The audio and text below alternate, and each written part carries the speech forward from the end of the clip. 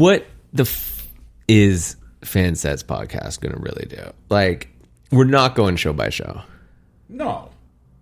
We're just going to talk about like what the current events are in the fish world. Yeah, but and like I heard this fucking crazy ass tweezer the other day. Mm-hmm. Which one? Recommend to go listen for all the listeners out there. Yeah. And how did it feel? How did it make you feel? Dude, it just see the beautiful thing about the live fish radio button is it just surfaces. It's like the randomizer. Yeah. Okay. And you know, I was listening in the car. I'm trying to pull it up. You can't remember exactly what tweezer it was of the... I think it was Alpharetta, Georgia 18. Verizon Amphitheater. August 3rd, 18. Tweezer. Those are some well-esteemed shows. Oh, are they? Mm-hmm. Dude, it just... Like, the tweezer just happened. And it wasn't like your straightforward tweezer. They were doing all sorts of zigging and zagging. And it was amazing. And it wasn't like deep, you know? I know what you mean. Like... It was like jazzy, or it was like there was all sorts of other stuff going on. It was sick. Like it wasn't like a shreddy tweeze. The length of a jam doesn't necessarily make it a good jam. There are many moments, this being my favorite band in the universe, and no place I'd rather be than at a show. But there are many moments in the middle of a long jam where I'm waiting for something to happen. Yeah, you know, when they just slip into that like comfortable. That like space where they're trying to make something happen next. Like, I don't like that. And that adds to the length. Like, length of jam does not equal excellence at all. Supposedly, the Carini from that same night is also very good. Yeah. I think I looked it up. I think the Carini, and there's like maybe a stash, too, that hits. The jam chart. Jam chart. So, like, who's the administrator of the jam chart? Like, what? Who picks? Like, anybody can add anything to the jam chart, right? I think so. Like, if I was like, man, this is the best gumbo of all time, but it's only like 6 or 7 minutes, I could add it to the jam chart? Yeah, but I think you got to write like a heady... Like review? Some heady review.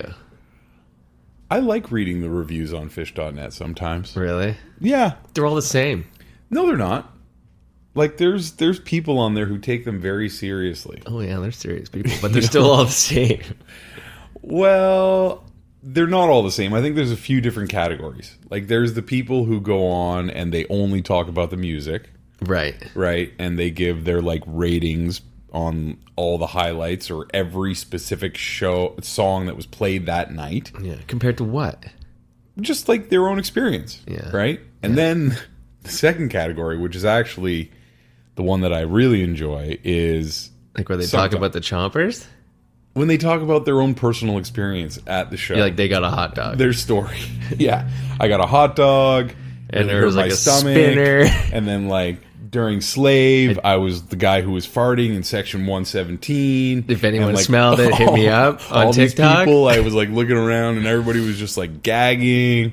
Yeah. And then after the show, I went out into the lot and like I saw this girl. It's almost like... you know, like some missed connections on right, like on hit me up. Craigslist. Like if you have like if you had a quilted skirt on near that tank by the blue car, exactly, hit me up. Here's my phone number. Call me. I mean, there are some timeless classics in those reviews. Wow. And I don't have any noted right now, but almost every show of the last, like, I'd say 20 years. Okay, that's a lot of shows. Yeah. There's like somebody who decided to take it upon themselves to tell their own personal story. Like, why isn't there like an Instagram account that just has like highlights from there should be fish.net reviews?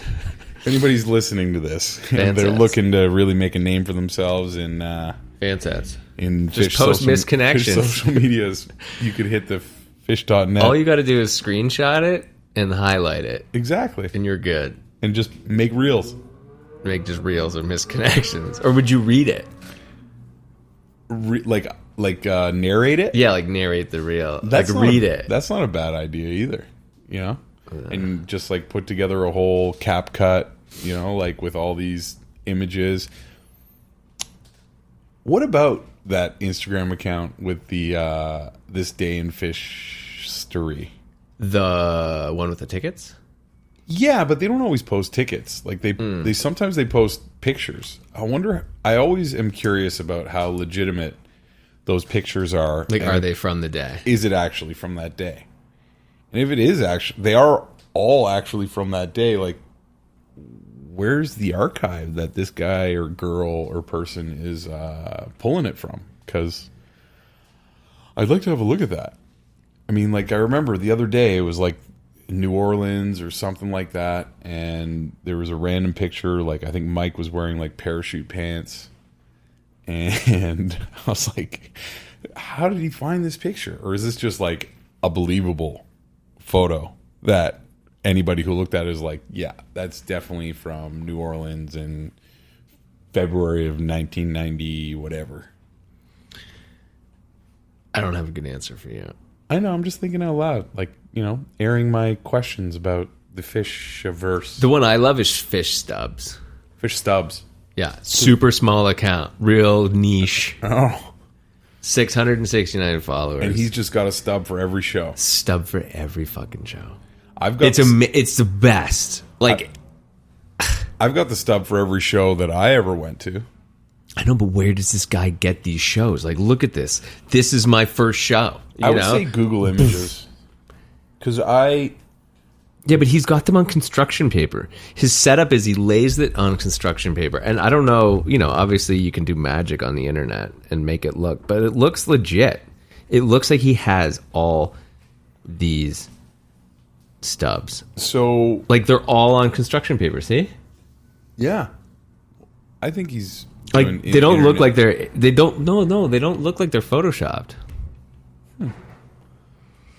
Like 11/30/97 Worcester night 3. Like, I don't even know what night 3 was, but that was a run of the century. So, like, when I was, I don't know, 15 or 16 years old, I decided to save every ticket stub that I ever had for every show I ever went to. And looking back at it, it was actually a great maneuver. But, like, after, you know, 20 plus years of collecting these ticket stubs and putting them in, like, a file folder, I didn't know what to do with them. So I started putting them on a Bristol board, all in chronological order. And there were some that, in fact, I was missing. You know, like a night that I got, like, you know, spun to the moon, lost my ticket, or, like, stuck in the rain, and the ticket, like, disintegrated in my pocket because I was just so wet. So then I did go to Google to fill in those holes. Oh, you just printed them? I just printed them. And, like, in the giant menagerie collage of tickets, you can't really tell. You know, I just printed them to the proper size, and they fit right in. FYI. Yeah, I have about 20-30% of my tickets. And the most annoying ones was that intermediate, like, 2000, like my 2003, 2002 New Year's ticket.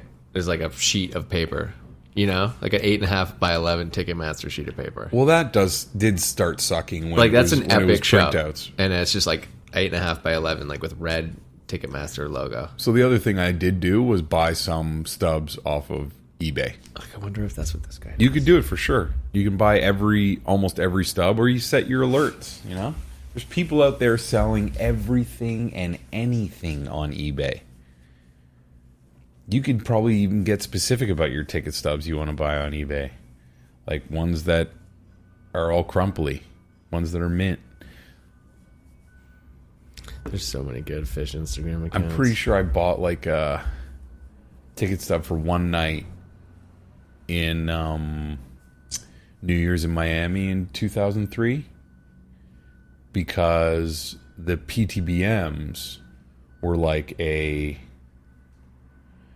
you put them all next to each other, they created one image, but I didn't have the PTBM for one night, so I needed to replace that for the Ticketmaster version that I had with the PTBM ticket to complete the image on my menagerie. You know what's cute? I'm looking at some of these tickets from like 97, 98, 99. There's hole punches in some of them. Remember when they used to hole punch your ticket too? Like, depending on the venue, just to like really... you know, because they didn't have such thing as scanner. Or well, they ripped the stub. Yeah, but I'm noticing some of them have little punchers on them. Why do you think they did punchers? Was it like courtesy to like the customer to keep their fancy ticket, or? No, they're missing the end too, so I don't know. It must have just been like, you know, used to stub people down. I don't know. Maybe it was a floor ticket. This is a general admission. Maybe, you know, it's probably because they got like a wristband. Yeah, they probably got like a GA wristband, and then they punched it so you couldn't get more wristbands. Yeah. 1.0101. 1.0101. Look at these tickets, man. There are some great tickets. These guys are the best. If you had to pick Clifford Ball, old school, like, you know, 1.0 ticket, skinny little fucking Clifford Ball ticket. That's cool. Yeah. Wow. Camping, Clifford Ball, camping ticket. Wow. I wasn't at Clifford Ball. Look. I got that. Yeah, me Mine's too. mint. Mine's mint. I don't know what mine is. Because like you only had to use it at the gate, and then you never had to show it again. Right, it was in your car. We're talking about the Big Cypress fancy fan boat, orange and blue. The best. Vertical ticket stub. That. But one thing about Big Cypress that did kind of bother me was that the art, like... Lame. Like, there's no good There's poster. no art. There's no poster. I don't even know. The T-shirts they made were actually really good. They made really good T-shirts for Big Cypress, but there was no good poster. $150 for admission. Wow. 3 nights. You can't even call them nights. 3 adventures. $150. That's pretty crazy. Dude, it's a long time ago, but like, wow. And like 85,000 people there. Wow. Includes camping, parking, and here comes the sun. You know what's really interesting? Look at this ticket for a second. What do you remember about 7 a.m. that morning? Here comes the sun? Well, yeah, but like, don't you remember the sun like coming up and like the sky changing colors like 3 different times and all that? And like, look at the ticket. The ticket is literally... I guess it's a sunset. It's a sunset. Okay, well, I'll tell you. Or I don't know. I don't know who else saw this on the sunset on December 31st, 1999, or not even the sunset. It was like the late afternoon set that they played. The after midnight set. Okay. The not actually after midnight set, but right, the pre midnight with after midnight. Right, and it was a long set. Right, it started at like what 4 in the afternoon, 4:30. I don't know, but the energy was palpable. Anyway, there was only one cloud in the sky. Okay. During that set that I saw. Okay. And it was like this giant column cloud behind the stage, and behind that was the sun. And it was almost like perfectly placed because you didn't need sunglasses, even though the sun was setting behind the stage, because there was this giant cloud with like rays of the sun poking through in all different directions. Did anybody else see that? Hit me up on Instagram if you did. At Fansets. We'll put a poll. We'll put a poll on the site. I mean, it was just like very special sunset, the last one of the millennium. You know, with this crazy cloud and a band. No recollection of that. No, eh? It ticket, $137. Interesting. Yeah, I mean, it was only 2 days. Right, okay. And it probably cost them a lot less to just set up in limestone again. You know, it was like plug and play. Yeah. They'd already been there how many times? 3 times? 3, 4. Hard to keep track. Was Clifford Ball in limestone? No. Great Went was in limestone. Lemon Wheel was Loring. Yeah. And Oswego was Oswego. Obviously. The Ball was Plattsburgh, New York. Right. That's not Limestone, Maine. No, those are 2 different places. But the best festival of all, the best location for any festival they've ever done is... Indio. Oh, shit. And I know there's like so many like East Coast fish heads people from the East Coast who love fish, you know? And I guarantee you that any one of you that came to California for that Festival 8, best time, instead of being all butthurt about having to travel all the way across the country to the West Coast, every one of you was like begging and hoping and pleading for them to do another festival in Indio.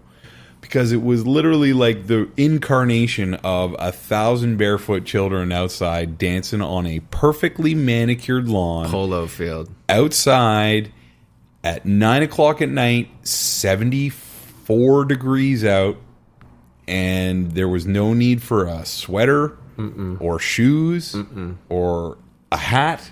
Palm trees lit up from underneath. Like just good vibes. Mountains. And at the same time, I was thrilled that very few people came from the East Coast because there was so much room. Yeah. You could literally anywhere, minus like right in front of Trey where people were just piling up to get whatever beads of sweat could potentially fall onto their face. Anywhere else, you could literally stand with your arms full length out and helicopter. Oh, yeah. All my photos from there, random photos, are of tons of room, and we're close. Yeah, like we were Mike's side most of the time, but like close. Not I remember, right in front of the stage. I remember but when close. party time started. We were like maybe 60 yards back from the stage, and party time started, and I was actually surprised how few people there were in front of us, and we just like kind of walked right up to the stage almost, and there was still tons of space. Like everybody was just spread out. You know, but the way that the stage was set up, that Mike's side was empty for some. I don't know if I don't know what was happening over there. I think it's because most people were coming in. We came in the other way, like Page Trey side, and that was the whole field was Page Trey side, right? Page side, yeah. And we came in the back from the other side, because that's where we were housed. But that's the other thing about Indio now. 10 years later, how many years later? 14 years later, all Airbnbs. All Airbnbs, and the amount of housing that has been built in that region has probably tripled. You get a house with a pool, just splash around all day. And you're basically walking distance. Yeah, no tents, no RVs, no nothing. It's the best. They need to do it in Indio again. I mean, hopefully one of them retires to Palm Springs one day and just be like, you guys come to me, man. Come on. You saw Mike. Paige is ready to go play golf in Palm Springs for the next 20 years, I'm sure. I mean, remember they did that golf New Year's? Whose idea was that? Definitely Paige. Definitely Paige. No one else plays golf. Who else is, dying to play Iron Man? Nobody. No, and Garden Party. I mean, Gordon was just in Palm Springs and Joshua Tree. Right, the Integratron. But not really scouting because they know exactly where they would do it already and they've already done it. So I don't know what he was doing. But like everyone, I saw people be like, Indio. Indio. The Integratron. I don't know much about it, but supposedly it's an incredible experience. Going in there and taking acid and being freaked the fuck out. I guess. We can pick back up. Yeah, let's wrap it. We're wrapping up. Wrap it. All right, play the wrap up music. The outro. The outro. And see you next week.